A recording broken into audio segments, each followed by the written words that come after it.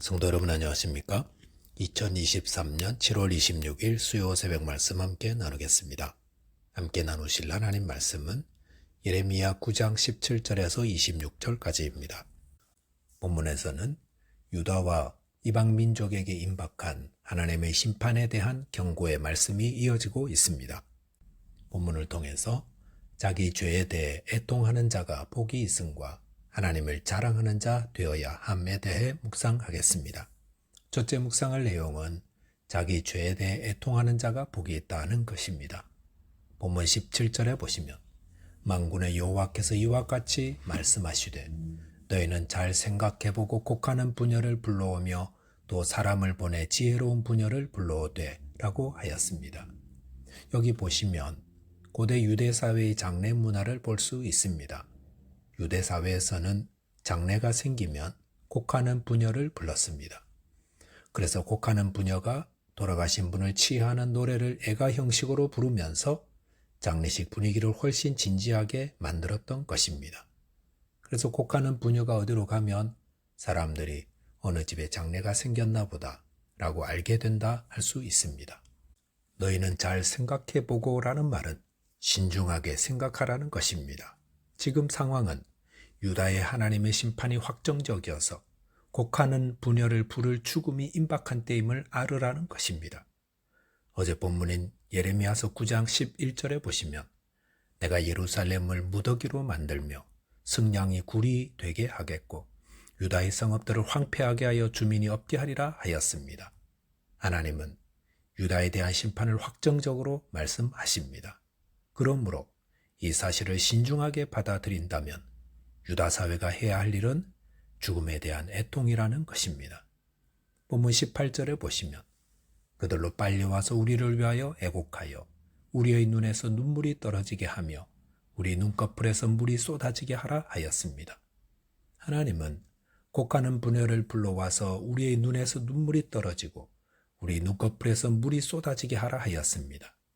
사랑하는 사람이 죽으면 슬픔으로 눈물을 흘리게 되는데 곡하는 부녀가 와서 함께 울어주면 그 슬픔이 더욱 커지게 됩니다.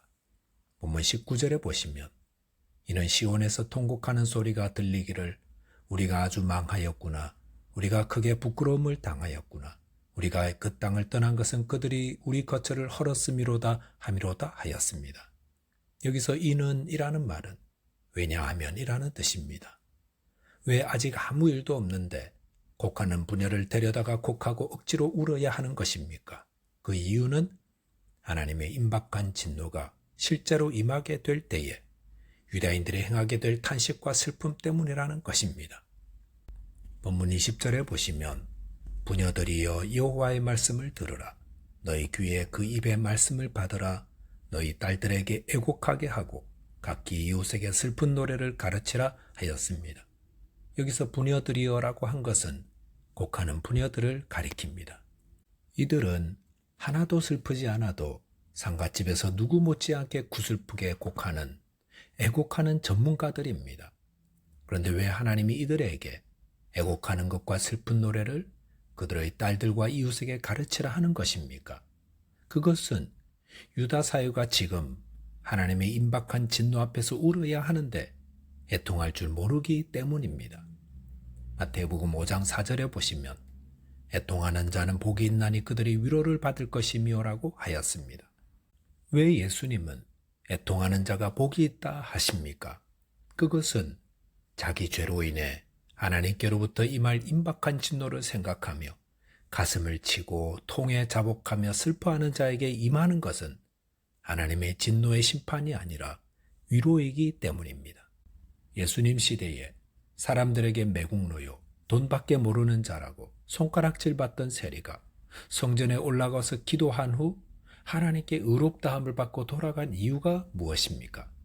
그것은 그가 자신이 지은 죄로 인해 슬퍼하며 애통하며 하나님의 은혜를 구했기 때문입니다.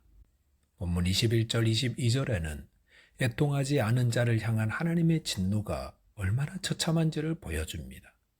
저와 여러분께서 자신의 죄를 가벼이 여기지 말고 죄로 인해 임할 하나님의 임박한 심판을 두려워하며 애통하고 회개하는 자 되시기 바라겠습니다.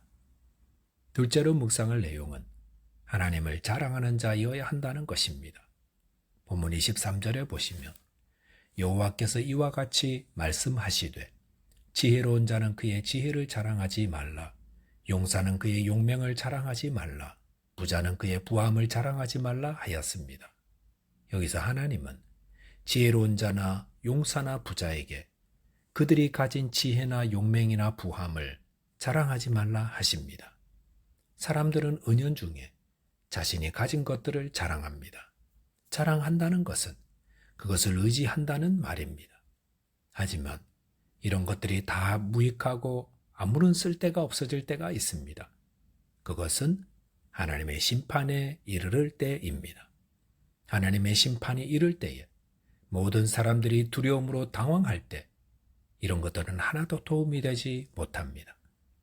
본문 24절에 보시면 자랑하는 자는 이것으로 자랑할지니 곧 명철하여 나를 아는 것과 나 여호와는 사랑과 정의와 공의를 땅에 행하는 자인 줄 깨닫는 것이니라. 나는 이 일을 기뻐하노라 여호와의 말씀이니라 하였습니다.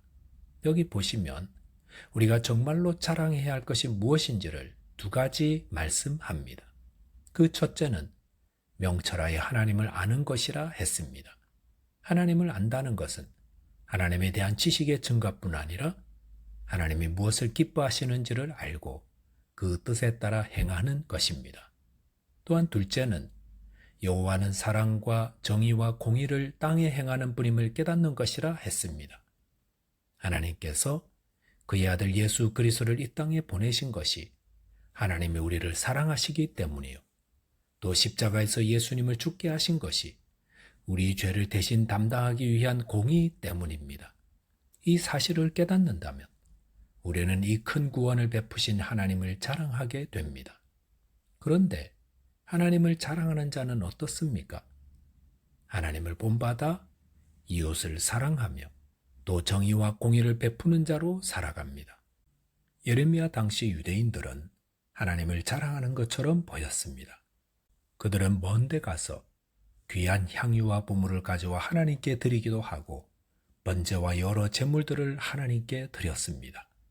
하지만 이들의 삶은 그들이 하나님을 자랑하는 자가 아님을 보여주었습니다. 그들은 자기들의 욕심을 위해 약하고 가난한 자들을 억압하며 불의와 불법을 저질렀습니다.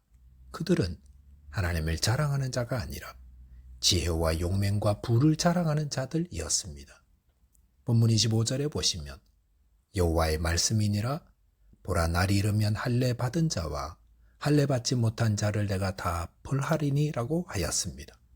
이것은 하나님이 바벨론을 보내어 전쟁을 일으키실 때에 할례 받은 유다 백성들과 할례 받지 않은 이방인 나라들을 모두 정복하게 하신다는 말씀입니다. 그렇다면 하나님은 왜 할례 받은 자나 할례 받지 못한 자 모두를 벌하는 것입니까? 본문 26절에 보시면 곧 애국과 유다와 에돔과 암몬 자손과 모압과 및 광야에 살면서 살적을 깎은 자들에게라. 무릇 모든 민족은 할례를 받지 못하였고 이스라엘은 마음의 할례를 받지 못하였느니라 하셨느니라 하였습니다. 여기 보시면 하나님이 할례 받지 못한 자들을 벌하시는 이유는 그들이 하나님을 모른 채 우상 숭배를 비롯한 온갖 죄악을 범하기 때문이었습니다. 또한 유다인들은 할례를 통해 하나님의 언약의 백성된 표징을 가지고 있었지만 그들은 진정한 마음의 할례, 즉 회개와 믿음의 삶이 없었기 때문이었습니다. 이것은 오늘날 우리에게도 적용해 보아야 합니다. 우리가 예수님을 믿는다고 고백하며 예수님을 자랑한다면 우리는 외적으로 신앙을 고백하고 세례를 받는 것보다 마음의 고백과 마음으로 세례를 받는 것이 더 중요하다는 것입니다. 여러분은 정말로 마음으로 예수님을 믿고 자신의 죄를 씻음받고 예수님만을 자랑하십니까? 저희 모두 마음으로 예수를 믿고 또 입으로 예수를 주로 시인하며 자랑함으로 죄와 심판에서 구원을 얻게 되시기 바라겠습니다. 기도하겠습니다. 하나님 아버지, 저희에게 애통하는 심령을 주옵소서. 하나님의 임박한 진노의 심판 앞에 저희 죄로 인해 통회하게 하시고 또한 저희 마음으로 주 예수님을 믿고 자랑하며 그의 합당한 삶을 통해 하나님께 영광 돌리게 하여 주옵소서. 예수 그리스도 이름으로 기도하옵나이다. 아멘. 오늘도 믿음 안에서 승리하는 하루 되시기 바라겠습니다. 감사합니다.